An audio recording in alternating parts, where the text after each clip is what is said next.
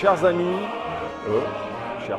bienvenue dans ce X-Rule numéro 13 qui, comme vous l'avez sans doute remarqué, grâce à cette chanson, cet hymne, pas forcément officiel d'ailleurs des États-Unis, sera autour de ce jeu, se portera sur ce jeu Hold the Line, qui est un jeu qui traite de la guerre d'indépendance américaine. Alors, particularité de ce X-Rules numéro 13, comme vous le remarquez, je suis seul. Donc Fall m'a abandonné, Mops m'a abandonné, Guillaume m'a abandonné. Et tout ça parce que nous tournons au moment où, à l'étage supérieur, les résultats du Spiel des Jahres 2016 ont attendu. Et donc, on m'a dit, Guillaume, tu connais le métier, débrouille-toi, c'est à toi de jouer. Voilà, donc vous n'aurez pas de questions impertinentes de la part de Guillaume ou de questions naïves de la part de Fall. Je vais vous présenter Hold the Line avec moi-même. Voilà, ça va changer. Alors, on rentre dans le vif du sujet. Hold the Line, c'est un jeu donc de chez Worthington Games. Worthington Games, c'est une société américaine qui existe depuis une bonne dizaine d'années. Et Hold the Line fut publié à la fin des années 2000, en 2008, plus précisément, pour présenter un système très simple de wargame, donc de jeu de simulation historique, destiné à toute la famille. On va le voir bien évidemment à travers les mécanismes de jeu, mais on peut dire qu'on est sur une échelle de 1 à 10 au niveau 1, 1,5 de complexité. Je n'ai pas dit bien évidemment d'intérêt, parce que si le jeu n'était pas intéressant, je ne vous le présenterai pas. C'est un jeu qui présentait à travers un certain nombre de scénarios les guerres et les batailles de la guerre d'indépendance américaine. Un petit peu plus tard, au vu du succès du jeu, fut publié ce supplément, donc je vous recommande bien évidemment. Hop, je le place ici pour que vous puissiez le voir. Non, ça ne passera pas. Alors, voilà. Donc, qui était en fait sur la guerre de 7 ans entre Montcalm et Wolfe, donc French and Indian War, avec des pions supplémentaires qui étaient ceux des Indiens, des Français et des troupes légères britanniques, mais qu'il fallait absolument acheter en même temps que Hold the Line, puisque vous ne pouviez pas y jouer sans les premiers éléments.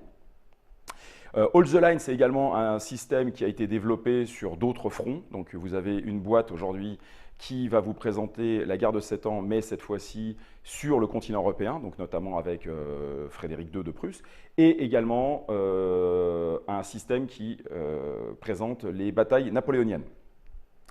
Donc, lorsque vous serez aguerri à ce système, vous pourrez jouer à un certain nombre de jeux, sachant que, comme je le disais, vous avez de nombreux scénarios, donc ce n'est pas seulement un jeu, c'est bien évidemment un support, c'est une mécanique de jeu. Alors, maintenant je vais présenter le matériel. Le matériel est un matériel tout à fait qualitatif et dans la lignée de ce que l'on fait aujourd'hui dans les jeux de plateau, avec un plan de jeu en dur, donc, qui se trouve devant moi, et pour pouvoir justement présenter les différents scénarios, eh bien, vous allez avoir des tuiles hexagonales, comme celle que je vous montre ici, voilà, là, ici, qui représentent par exemple une colline, et à son verso qui représente un marais. Voilà. Et vous avez donc en fait ces différents éléments que vous allez positionner sur le plan de jeu en fonction du scénario choisi. Donc ça vous permet d'avoir ce qu'on appelle un plateau géomorphique, qui vont s'adapter à peu près à toutes les situations, puisque vous aurez également des bois, comme on l'a vu, vous aurez également des retranchements, vous pouvez même avoir des villages, voire des cours d'eau qui vont être en fonction au gré des règles, franchissables ou infranchissables.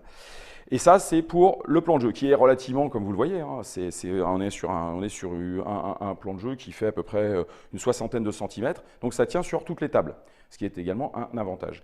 Vous aurez sur ce plan de jeu un certain nombre d'informations, évidemment incontournables pour le bon déroulement de la partie, notamment un compte-tour qui va se trouver ici. Vous aurez ici un système d'action qui est le moteur du jeu, qui va vous permettre de suivre le nombre d'actions que vous pouvez mener à chaque tour, donc pour l'anglais ou pour l'américain, avec un système également de décompte des points de victoire. Voilà, donc là vous avez les deux pions, voilà, qui sont ici. Vous voyez, Action Point, Victory Point, voilà, c'est tout simple. Et puis, vous aurez également, très intéressant, des petits rappels de règles, notamment concernant en fait, les mouvements de vos unités, qui sont en fait assez peu nombreuses dans le jeu, l'infanterie, l'artillerie, l'infanterie légère et la cavalerie, qui sont en fait des dragons et des chefs, et évidemment une carte en fait, de combat qui vous permet ici de toujours avoir sous les yeux cette table qui est particulièrement simple. Hein. Comme je disais, on est sur un niveau de difficulté très très abordable. Et Hold the Line, c'est sans doute le premier wargame avec des hexagones par lequel il faut commencer si vous n'y connaissez rien, si vous voulez jouer avec vos enfants dès 10 ans. Hein. Ou bien évidemment si vous voulez faire des parties assez rapides et un peu techniques avec des vieux briscards, sachant que vous ne vous ferez pas de nœud au cerveau et vous ne vous plongerez pas trop souvent non plus dans les règles pour tout un tas de points particuliers.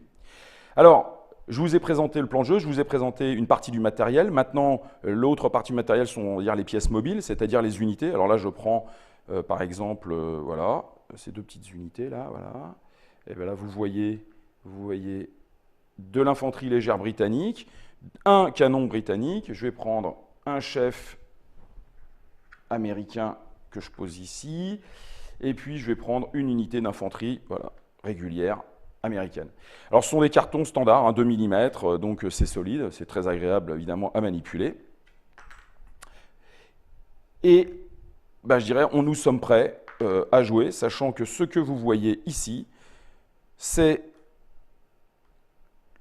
la disposition initiale donc, du scénario qui s'appelle Long Island, premier scénario de...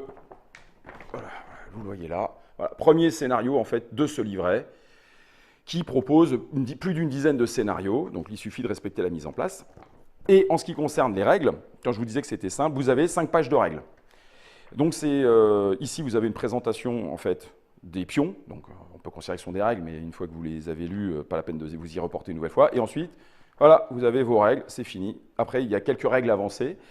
Donc c'est très simple, c'est on peut même dire moins long que la plupart des jeux déjà moyens, intermédiaires ou des gros jeux de société. Alors comment se joue Hold the Line?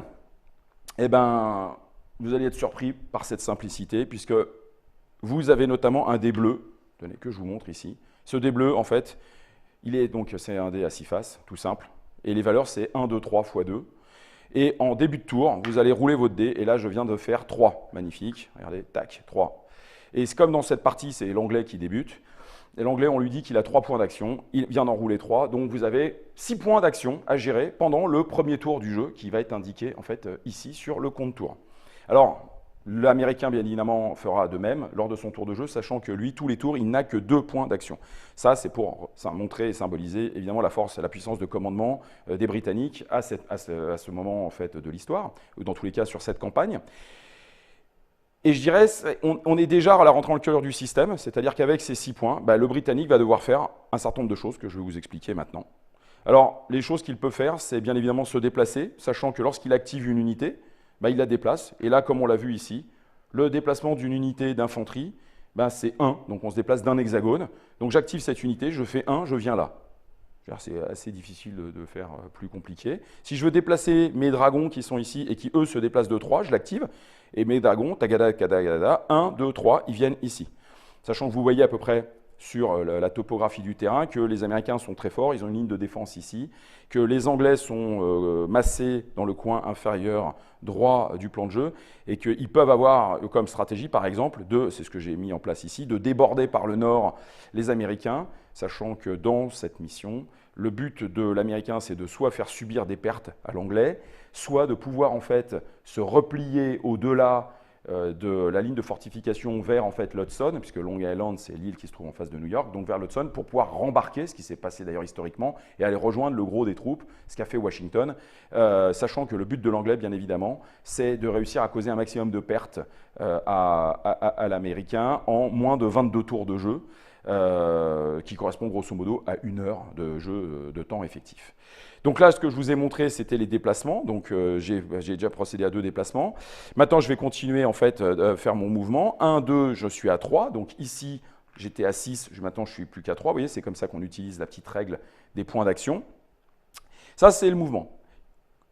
Le mouvement, bien évidemment, va être altéré lorsque vous allez rentrer dans des terrains dits difficiles, puisque vous avez l'aide de jeu à l'intérieur des règles, qui vous dit que normalement, lorsque vous rentrez justement sur une colline ou lorsque vous rentrez dans des bois, vous devez cesser votre mouvement, même si vous avez la capacité, comme l'infanterie légère, de vous déplacer de 2. Et ça, c'est une règle aussi qui est très simple. L'autre point de règle, bien évidemment, consistait à tirer.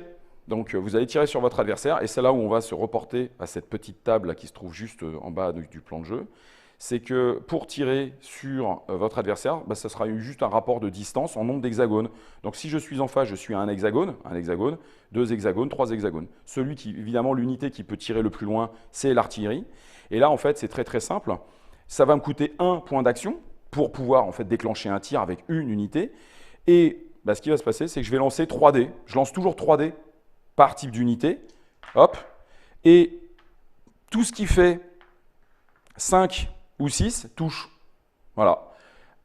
Après, la particularité, c'est lorsque vous êtes dans des terrains dits difficiles, comme des collines ou des bois ou retranchés, un facteur -1 s'applique. Donc, vous ne touchez que sur 6. Voilà, c'est particulièrement simple à comprendre. Et puis le dernier point, c'est ce qu'on va appeler en fait la mêlée, donc qui s'appelle close combat ici, la mêlée. Donc seule l'infanterie peut procéder à de la mêlée. C'est-à-dire que lorsque vous serez face à une unité ennemie, pour 2 points d'action, cette fois-ci non plus 1, mais 2, vous allez pouvoir en fait déclencher une mêlée, puisqu'on considère qu'il faut quand même structurer vos troupes, pour aller de l'avant, sachant que la mêlée, bien évidemment, cause plus de pertes, puisque là, on touche sur 4-6, et non pas sur 5-6, comme on l'a vu, qui correspond à la plupart des résultats. Certains, comme notamment l'artillerie, quand ils sont très proches, c'est sur 4-6. D'autres, lorsqu'on est éloigné, c'est sur 6. Mais la grande majorité des combats se dérouleront sur du 5-6. Là, vous êtes sur un résultat D à 4-5-6. Et l'intérêt de déclencher de la mêlée par rapport au feu, par rapport au tir, c'est que vous pouvez essayer de démoraliser et de faire partir en fait votre ennemi, donc de le repousser, donc c'est-à-dire perte de morale, puisqu'il va devoir faire un jet de morale sous sa cohésion. Ici, pour l'américain, c'est 4. Donc je roule là encore un dé. Je fais 6, c'est raté. Voilà, ça passe sur 1-4. Je fais 6. Donc ça veut dire que de toute façon, quel que soit le résultat de la mêlée, je devrais reculer d'un hexagone, ce qui permettra à mon unité, éventuellement, de monter et de s'installer sur la colline, sachant que lorsqu'une perte est effectuée, ou lorsqu'une perte est donnée à une unité, eh bien celle-ci est retournée, comme on le voit ici, et elle passe en fait de 4 à 3. Et donc forcément, vous venez de comprendre qu'elle va être de plus en plus faible et de plus en plus susceptible, fragile, de reculer, notamment face à des assauts, parce qu'elle va perdre sa cohésion, et ce qui va vous permettre en fait de, non seulement de détruire éventuellement l'unité ennemie, mais également de la repousser. Alors bien évidemment, si vous faites 3-6, de toute façon, vous vous infligez 3 pertes, donc vous avez un système de remplacement de pions qui va vous permettre d'avoir des unités qui sont les plus fortes à 4, qui vont passer après à 3, à 2, à 1, et ensuite d'être détruites.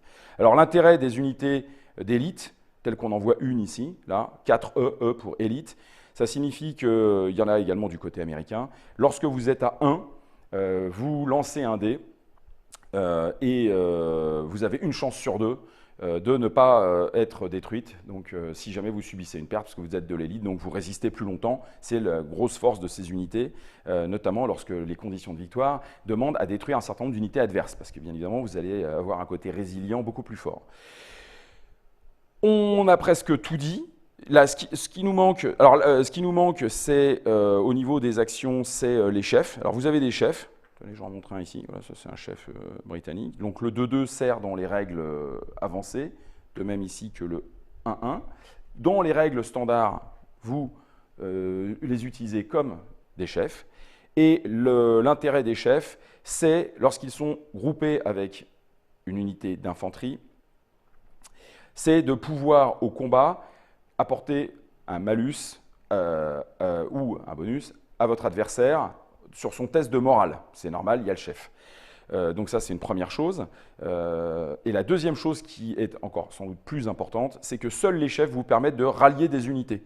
Donc par exemple, si mon unité ici est à 3, eh bien je déplace mon chef, je déplace mon chef à un moment, donc en utilisant des points de mouvement, comme pour le reste. Alors les chefs, ils se déplacent de 3, 1, 2, 3, donc imaginons qu'il était là, vous l'avez amené ici, et lui, il est là. Et ensuite, vous pouvez décider de ramener l'unité et de passer de 3 à 4. Alors on remonte que de 1, mais c'est quand même mieux pour vos unités. Ça évite en effet qu'elles se débandent trop rapidement, voire qu'elles soient détruites, notamment si elles sont à 1, puisque là vous êtes particulièrement vulnérable, notamment à un tir, voire même à un tir d'artillerie longue distance. Donc ça c'est vraiment la grosse importance des chefs. Il va falloir gérer justement ces unités et gérer également sa ligne, sachant que dans ce jeu, je n'ai pas parlé volontairement d'orientation, de zone de contrôle, tout ça c'est très classique, c'est très connu donc, dans le milieu des jeux de simulation historique, parce qu'ici il n'y en a pas. Voilà, c'est encore un énorme avantage, on ne se pose pas de questions, mon unité elle est là, elle peut être là, voilà, elle est orientée comme ça si vous voulez, mais dans tous les cas, il n'y a pas de question d'orientation, ce qu'on retrouve notamment dans tous les jeux sur la période napoléonienne, voire la guerre en dentelle, et on peut tourner autour d'une unité, c'est vraiment le niveau d'approche le plus simple, mais qui permet justement une grande fluidité de jeu, qui permet de jouer rapidement, d'enchaîner donc les parties et surtout de s'aguerrir un petit peu à ce système qui va être essentiellement un système centré sur le mouvement et sur la gestion de ses troupes. Et donc, c'est très intéressant parce que c'est vrai que souvent, donc, le wargame est un jeu qui amène également à gérer ses forces. Alors ici, en un temps imparti, puisque si l'anglais prend trop de temps, bien évidemment, au bout de 22 tours, il ne sera pas arrivé à la conquête de son objectif, et il va devoir mettre, par exemple, dans cette partie-là, la pression sur l'Américain, mais ça va vous permettre justement de vous entraîner et de franchir cette première étape très, très simple du jeu sur Hexagone à travers ces règles. Donc comme vous le voyez, jeu très simple, règles appréhendable très, très rapidement. Et je crois que je vous ai tout dit sur en fait, ce que moi je considère comme étant un des meilleurs jeux pour débuter dans les jeux de simulation historique à travers la guerre d'indépendance américaine. Voilà, donc Hold the Line, Worthington, disponible. Une série de jeux, donc dès que vous connaîtrez la mécanique de jeu, vous pourrez de toute façon capitaliser pour jouer à d'autres jeux. Et je vous dis, chers amis, bonne partie.